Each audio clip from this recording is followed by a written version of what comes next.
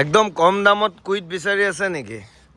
18 চনৰ এখন কুইড লৈছোঁ একদম কমত আপোনালোকক দিম। আজি 18 চনৰ এখন কুইডৰ ডিটেইলছ দিম। দুইবাৰ চাবিয়ে আছে আৰু এখন 40,000 টকা ডাউন পে'মেণ্ট যদিও দিয়ে আপোনালোকক ওলাই দিম।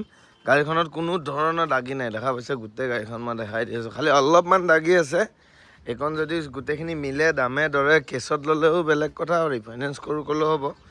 আৰু অলপ মানে দাগি আছে, মই দেখাই আছোঁ আপোনালোকক। প্ৰথমে দাগিকণ দেখাই দিওঁ। ইমান দূৰৰ পৰা আহিব যেতিয়া আপোনালোক এই অকণমান বাম্পাৰত দাগি আছে। আৰু এইখন যদি দামে দৰে মিলে এইখন মিলাই দিম। আৰু এইখন গাড়ীৰ দাম ৰাখিছোঁ 18 চনৰ ফাৰ্ষ্ট অনাৰ 190 ইনক্লুডিং ট্ৰেন্সফাৰ ৰাখিছোঁ। আৰু এখন যদি আপোনালোকে 40,000 ডাউন পে'মেণ্ট দিয়ে আপোনালোকক মই এখন ওলাই দিম। ফুল্লি অৰিজিনেলত আছে, A to Z চিল আছে গাড়ী।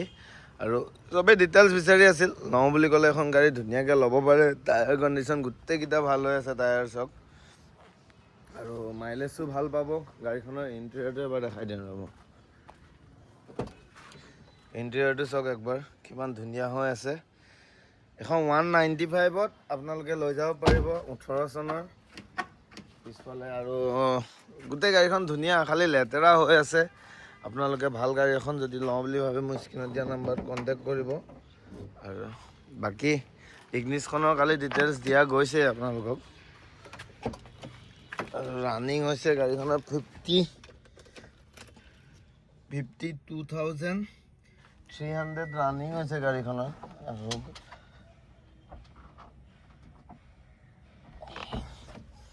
মিউজিক চিষ্টেম, AC গোটেইখিনি ধুনীয়া কণ্ডিশ্যনত আছে। এইবিলাক চব ৰানিংটো ইয়াতে চালে গম পাই যায়। আৰু গাড়ীখন কোনো ধৰণৰ এক্সিডেণ্টেল নহয়, একো নহয়। আৰু যাৰ চিভিল ভাল আপোনালোকৰ 30,000মান একেদিনাই ওলাই যাব। যদি 2 দিন হাইছ, যদি চিভিল ভাল হয় 2 দিন হাইছ ওলাই যাব আপোনালোকৰ এখন। আৰু স্ক্ৰীণত দিয়া নাম্বাৰত কণ্টেক্ট কৰিব এখন যদি লাগে। আৰু বহুত ভাল কণ্ডিশ্যনৰ গাড়ী আৰু কম বাজেটত। 18 চনৰ এতিয়াও বহুত দিন ডকুমেণ্টছ পাতি আছে।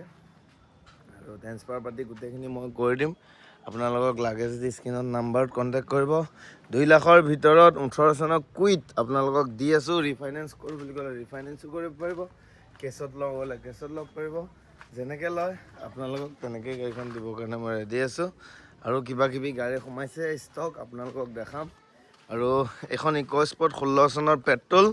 আৰু এইখন যদি লয় একদম 2.5 লাখ টকা দি দিব। যে 16 চনৰ পেট্ৰল ইক'স্পৰ্ট 16ৰ পেট্ৰল 2.5 লাখ টকা দিব।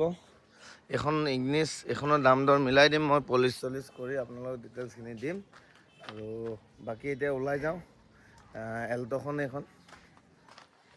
আছে। এল্ট'খন 2021ৰ VXI এখন 290 দিব, এখনো লৈ যাব। আৰু এইখন ডাইৰেক্ট 190 ৰাখিছোঁ, এখনো লৈ যাব। স্ক্ৰীণত দিয়া নাম্বাৰত কণ্টেক্ট কৰক। আৰু ডিটেইলছ ভিডিঅ' আপোনালোকক মই দিম ভালকৈ। এতিয়া মানে মই বেলেগ এটা কামত ওলাই যাওঁ, আৰু এখন গাড়ী আহিব, সেই গাড়ীখন দেখাম আপোনালোকক, বলক।